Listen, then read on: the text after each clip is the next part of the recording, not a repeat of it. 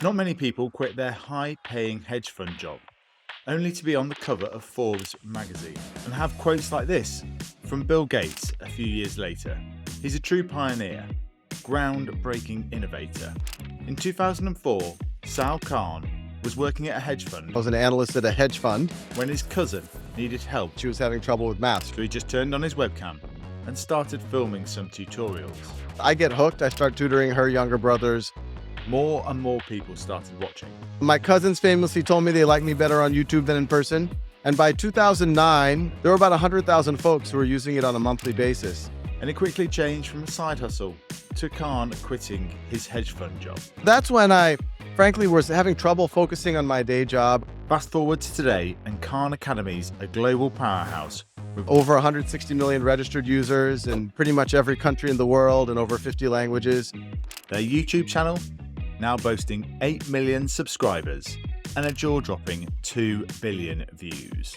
But Sal's not just a YouTube sensation anymore. He's a Forbes cover star, Times 100 most influential people in the world, and has had a 60 minutes documentary made about him. He's also written a book. Its fans are amongst the very top people in the world, like Bill Gates, Schmidt, the executive chairman of Google, and Vice President Al Gore, all singing his praises. He's no slouch academically either. I had seen GPT-2 and GPT-3. It was impressive, but then they showed us GPT-4. And this was well before the world knew about ChatGPT. He's got 3 MIT degrees, an MBA from Harvard, a Padma Shri from the President of India, and Harvard gave him an honorary Doctor of Law degree. I've never had to do so much research for an interview. I'm Sal Khan from Khan Academy. You're watching Jimmy's Jobs of the Future. Welcome to Jimmy's Jobs of the Future. Thanks for having me. So, you set up the Khan Academy, which is an incredible story, but a few of our British listeners may not be aware of it. Why don't you tell us in your own words what it's all about? So, rewind back to 2004. My original background was in technology, but I now found myself, I was an analyst at a hedge fund. Yeah. And my cousin Nadia was visiting me in Boston for my wedding. And it just came out of conversation. She was having trouble with math. She was 12 years old at the time. So I offered to tutor her remotely. She lived in New Orleans, which is where I was born and raised. She goes back. I tutor her every day after school for her, after work for me. Slowly but surely, she gets caught up with her class, a little ahead of her class. I get hooked. I start tutoring her younger brothers. Word spreads in my family that free tutoring is going on. Before I know it, 10, 15 cousins, family, friends, I'm tutoring every day after work. And I saw a common pattern that they were trying hard. They had good teachers, but they had gaps in their knowledge. Yeah. And it was pretty obvious why these gaps were forming. And it's a byproduct of a typical education system where you take a test. Let's say you get a 80% on that test. Let's say it's on exponents. You didn't know 20%. The class moves on to the next concept. Usually something that's going to build on that gap. Might be logarithms now, might be exponential equations. And somehow you're supposed to master these concepts, even though you didn't master the more foundational ones. And so that happens. Kids accumulate gaps, and then eventually they hit walls, usually in an algebra class or a trigonometry class or a calculus class. That was happening to my cousin. So I started writing software for them, and I called it Khan Academy. It was just for my 10, 15 cousins at the time. Where I was giving them practice problems. It was generating it for them. I was able to keep track as their tutor, what they were working on, what they were struggling with. If they were getting things, it was advancing them. If they were struggling, it was moving them back a little bit. And a friend suggested that I make YouTube videos to supplement that software. I initially thought it was a horrible idea. I said, YouTube is for cats playing piano, not serious math. But I gave it a shot. And my cousins famously told me they like me better on YouTube than in person. Took that as positive feedback. Other people started watching it. And by 2009, this was 4 or 5 years after I started tutoring my cousins, there were about 100,000 folks who were using it on a monthly basis. Wow. And so that's when I, frankly, was having trouble focusing on my day job. I set it up as a not-for-profit, mission-free world-class education for anyone, anywhere. And I took the plunge to see if we could get philanthropic support. It was a hard year, but by 2010, we had our first philanthropic support. And you fast forward to now, there's over 160 million registered users in pretty much every country in the world and over 50 languages. We're known for math, the math practice and the videos, but we are equally deep in the sciences, all the way from pre-K through the core of college. And we're adding humanities and language arts pretty quickly right now. Oh, right. That's exciting. And so one of the things is sort of going through that. It's often talked about in Clash, show your workings, right? Like this is one of the things that you have also demonstrated with your latest advancements and sort of using Chat GPT format that everyone will be familiar with, but actually going through the kids' workings, right? And that's the kind of like key differentiator. So everyone can have a personalized tutor. Yeah, it goes back to the start of Khan Academy where I was able to tutor Nadia and it seemed to be working with her. But then how do you scale that? Even when I was scaling to 10, 15 cousins, I by myself was having trouble. That's why I was making videos for them. That's why I was writing software. But videos and software, pre-generative AI, we're only going to approximate certain aspects of what a tutor could do. There's always been a dream that one day there would be some level of artificial intelligence that could really approximate what a great tutor would do. I didn't think it was going to happen for many more decades. I didn't even think it was going to happen maybe in my lifetime. Then last year, OpenAI reaches out to us. This is about, almost exactly a year ago. And I was skeptical. I had seen GPT-2 and GPT-3. It was impressive, but I didn't think it could act in a really thoughtful way. Yeah. But then they showed us GPT-4, and this was well before the world knew about Chat GPT. Chat GPT is built on a previous generation. It's built on GPT 3.5. So we saw GPT-4 and we started playing with it, and we immediately saw that it could, not only could it answer questions, but it could do it in a thoughtful Socratic way where it's not giving the answer, but it could do what a good tutor would do. So if you ask it a question, say, well, how would you approach the problem? Have you thought about this? Here's a hint. And so we started working pretty intensely on it. We were under a non-disclosure agreement with OpenAI until March of this past year, but we launched what we call Conmigo, and it does exactly that. It can act as a tutor. It can act as a teaching assistant. I can even do certain things that very few tutors are willing to do, where it can simulate a historical character. It can act as a literary character. Students can get into debates with the AI. It can act as a writing coach. A lot of the narrative around ChatGPT is kids cheating. This is the opposite. It'll help, but not cheat. And it actually will report to the teacher if the student's trying to cheat. There is a great example in the TED Talk that you did, which I encourage people to watch, available on YouTube from a couple of months ago, of a child who's reading The Great Gatsby and is slightly confused by one of the sort of minor storylines in it about looking for the green light. And there's this amazing bit in the video where you demonstrate them having a conversation explaining this, and it just opens up a whole new element of the story for her. Here's a question that I thought when I was watching your video is like, how can you make sure that, spoilers don't happen and things aren't given away too much? The story, I mean, it blew my mind. This was a young girl in India who attends an online high school that I helped start with Arizona State University, and she's on scholarship. And the assignment was to not only read The Great Gatsby, but she had to answer questions about it on video. That's one of the things we make the students do. And it's well studied why he looks at the green light, but she didn't find those literary analyses that interesting. So she realized that she had access to Conmigo. So she says, I'm going to, because I talked to Jay Gatsby. And so the AI takes on the Jay Gatsby persona. She asks him about the green light, how it symbolizes the things that he can't attain. And it's the light on Daisy Buchanan's dock, et cetera, et cetera. And she has a whole 1-hour conversation with him about that and life. And then she apologizes to him at the end for taking up his time, which just tells you how immersive it is. So to your point, on the plus side, it's an amazing hook. It can immerse you into literature or science in ways that would have seemed science fiction even a few years ago.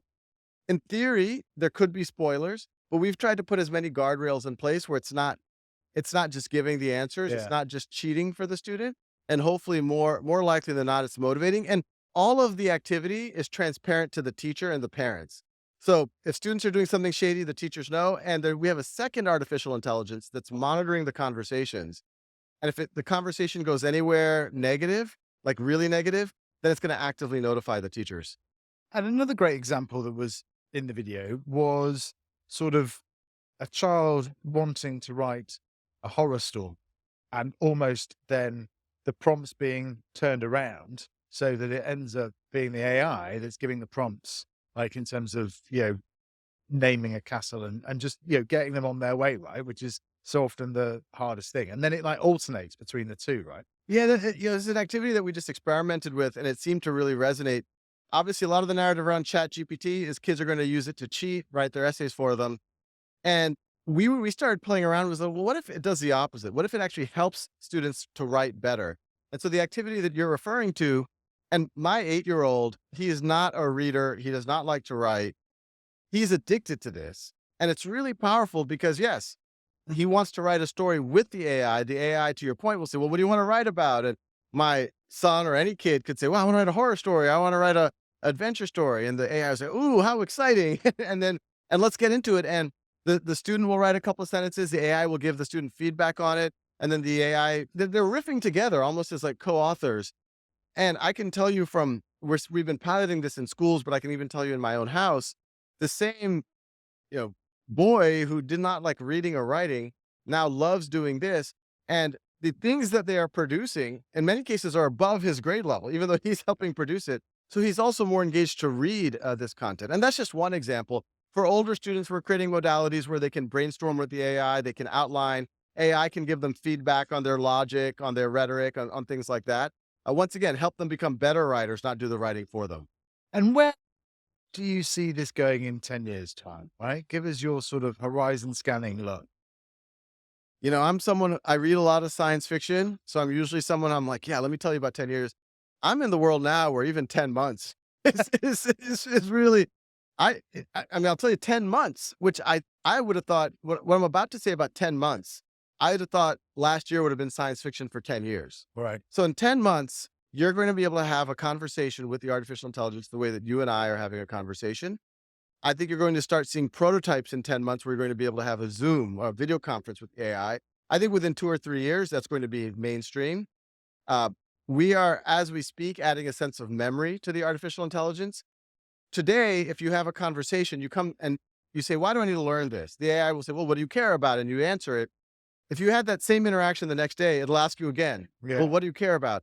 Now it's going to remember that. It's going to remember previous conversations. If you were asking help with chemistry, and then the next day it's a similar concept in physics, it'll be able to say, hey, we talked about something pretty similar yesterday. Or if you're a teacher and you're using it to help you develop lesson plans, it won't ask you every time, what grades do you teach? Or, what are your students like? It'll remember those things. So you're going to have memory. It's going to be able to have long lasting, for lack of a better word, relationship or engagement with learners. It's going to be able to report back to parents and teachers. In fact, we've already started implementing this. So as a parent or teacher, you can talk to the AI the same way you would talk to a tutor that you hired. What have you been working on with my kids? Yes. And the AI this isn't science fiction. We've actually already built this. It will tell you, well, we did a little bit of calculus tutoring and then it wanted me to be the great Gatsby. So, I'm Jay Gatsby and we had a great conversation about life. And by the way, did you realize that she really wants to become an investment banker? And when you talk about money, she really gets engaged. And she's surprisingly strong in history. And the AI is actually going to be already, this isn't science fiction, is going to surface these insights to the teachers and the parents. What do you think are the most important skills of the future? It's interesting. In a lot of ways, it's the skills of the past, but I think you're just going to have to be even better at them. So your reading, writing, arithmetic, they've always been the 3 R's, so to speak. But if you're only a average writer or mediocre writer, we already know that generative AI can outperform you. If you're an average coder, if you're an average critical thinker, generative AI is going to be able to outperform you. So you have a choice. You either don't go into the knowledge economy, which is going to be trouble, or you say, no, I'm going to be in a role where I can manage AI, where I can use this to get even more productive. But no one's going to want to hire an editor of a paper who can't write at least as well as the writers. No one's going to want to hire a chief technology officer who can't code as well as the junior engineers. So if you want to use these tools, if you want to manage these tools, you have to be a pretty strong coder. You have to be a pretty strong writer. And so I think those who are able to elevate to those levels and leverage these tools, they're going to be 10 times more productive than they've ever been. But I do worry about students who aren't going to be able to make that leap. The good news is that the tools also exist to hopefully help more people get to that point. What do you think, if you were 23 in 2023, you would be looking to build your career in now? You started off in hedge funds. I started in tech back in the late 90s and then at business school, I ended up at hedge funds. What I tell every 22, 23-year-old right now I don't know exactly what the world's going to be like in 5 or 10 years. What I've said is start playing with generative AI right now. Make a generative AI bot as a proxy for your resume. So you should make a traditional resume because people are going to traditional CV, but then create a link so that people could interview a generative AI version of yourself that can represent you. If you do that, you will get an interview at pretty much any job, and it's actually not that hard to do. I've advised some young people doing that. But Well, one, how do you do that then? Like, what tools? so if you're just using a standard generative, let's say you're using GPT-4, which Yeah. is the state of the art right now, you can give it a prompt, and these prompts, it's essentially a set of descriptions of what you want the AI to be. So you can literally tell the AI, I want you to be me. My name is Sal Khan. Here's a copy of my resume. Can you ask me some questions that a typical employer might ask? And they'll start asking you those questions. What is your biggest strength? What is your biggest weakness? Why did you leave that job? Why is there a gap in your resume there? Why did you switch careers? You answer it, and then you essentially save that entire transcript as the prompt for an AI that other people can interact with. And so then you tell that, you say, okay, people are going to interview you as if you are Sal. You are going to be a simulated Sal. Here is a conversation. Here's the resume, and here's a conversation of me answering typical questions. I want you to represent me. And then when people interact with the AI, that prompting occurs in the background. And the AI could literally, the same way on Conmigo, it can simulate the Jay Gatsby or could simulate Eeyore the donkey. It'll be able to simulate you. And so an employer, first of all, people are going to want to talk to your AI simulation just for kicks. Yeah. And the next year or two is going to be so novel that people are going to do that. And it's a highly scalable way of getting yourself out there. Totally. It's slightly mind blowing. I'm thinking It is mind blowing, but it's literally doable right now. So, what brings you to the UK? What brings you here? Two things. I was speaking in Switzerland a couple of months ago, and some folks from Tony Blair's team were in the conference, and I was talking about this, and they're like, "Look, we have this Future of Britain conference. You have to come and Yeah. present." And I said, "Yeah, I'm not a big fan of 10-hour plane rides, but I'm happy to do it." And my ulterior motive is we actually do want to expand Khan Academy in the UK. We already have a lot of users in the UK. Obviously, it already exists in English. It exists in 50 plus languages, but I would like to create we're a non-for-profit. I'd like to create a real on the ground effort here. So I'm going to be meeting philanthropists, corporations out here so that we can create a version of Khan Academy that's aligned to the standards in the UK and can help hopefully millions of kids here. That's very exciting. What are your overall impressions of the UK? I'm a big fan. I like it. My wife and I, we left the kids at home. We've turned this into it was our 19th anniversary a couple of weeks ago. So this is our anniversary trip to some degree when I'm not in meetings talking about, raising money for a not-for-profit. But no, London is a great town, and it feels very, super walkable, super safe. The people, it's obviously very cosmopolitan. I haven't spent a lot of time here, but it feels like home in a certain way. Certainly. And what do you think, as a final question, the future of the classroom and the future of education is? I think the future of education, and I would have said the same answer even last year, even pre-generative AI, is personalization. If you go back 2,300 years, I'm using a specific point. If you were Alexander the Great, you got a great education. You had Aristotle as your personal tutor. And I'm sure if young Alexander was having difficulty in, say, military strategy, Aristotle would slow down a little bit. Yeah. Or if young Alexander really were able to pick up accounting really fast, Aristotle would speed up a little bit. So you got that personalization. And the few people who got education for most of human history probably got a pretty good one because of personal tutoring. 200-300 years ago, very utopian idea, mass public education. And places like the UK, the US, Germany, Japan, these were some of the first places to do it. And it really helped industrialize and build a broad middle class. But they had to make compromises. They'd batch students together in groups of 30, move them together at a set pace, give them lectures, give them assessment, Some kids are doing great. They can become the doctors, the lawyers, the engineers. Some kids are struggling. They can go work at the factory. That kind of worked for the Industrial Revolution, but it doesn't work if we're trying to get people into the knowledge economy. And now, luckily, we also have the tools where we don't have to make that compromise anymore, where we might have a shot using pre-generative AI tools and now also the generative AI tools of getting every student something a little bit closer or a lot closer to what young Alexander had with Aristotle. I mean, we can now even have students literally talk to Aristotle. Yeah, So yeah. what's better than that? That is an amazing answer. I like how I asked about the future, and you started by saying, I just want to go back 2,300 years to start with. But that is like, in the future, we'll all have our own personal Aristotle. Is a pretty amazing way to think about it. How do you think AI could impact artists? Because I read in your biography that you were a cartoonist very early on in life. Very early on. I was a cartoonist at my high school newspaper. I was the art editor. But yeah, I do like to fiddle in the arts now, even today. It's fascinating. The best I could get my head around it is we just view it as another tool that is going to allow people hopefully to express themselves more.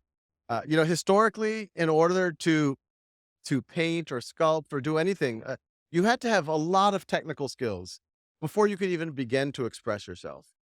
And the whole history of technology, obviously a photographer, the whole impressionist movement existed almost in reaction to photography, where if you go back 500 years, painting was a lot like engineering because you were actually trying to capture the light and you're trying to capture. Then cameras come out in, the 19th century and people are like, well, I guess technology can do that. Well, art is going to be something different. We have to express ourselves in ways that a camera can't capture. I think now generative AI has taken it to another level where you can ask it to produce a picture. You can ask it to produce a movie. You can ask it to produce a pop song. And there's examples of it producing pop songs in the style of other folks. It's troubling to us at first. I'm sure in many of the same ways that a camera was troubling to Renaissance artists. That's like, wait, that can paint better, can do a much better portrait than I can do.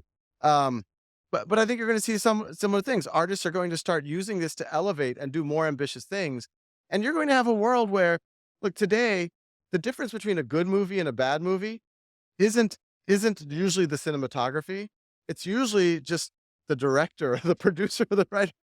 In a world storyline. And so in a world where in 5 years, a 13-year-old could produce a Lord of the Rings quality movie on their own for thousands of dollars versus hundreds of millions of dollars, you're going to have more content out there. A lot of it's going to be pretty bad, but some of it is going to be really excellent. So I think you're going to have just a Cambrian explosion of art and creativity. And you're going to start same way that with YouTube, and I'm one of them, we were able to discover people that before there were all these gatekeepers. Now the gatekeeping of having access to money and in some cases technical skills isn't going to be a gate anymore. Yes. Well, it's amazing how you used YouTube early on as a pioneer. I'm very jealous to look at your 7 million followers. We are currently, I'll be pleased when we get 7,000, but we're trying, right? So thanks so much for coming on Jimmy's Jobs of the Future. It's been a real pleasure. Thanks for having me.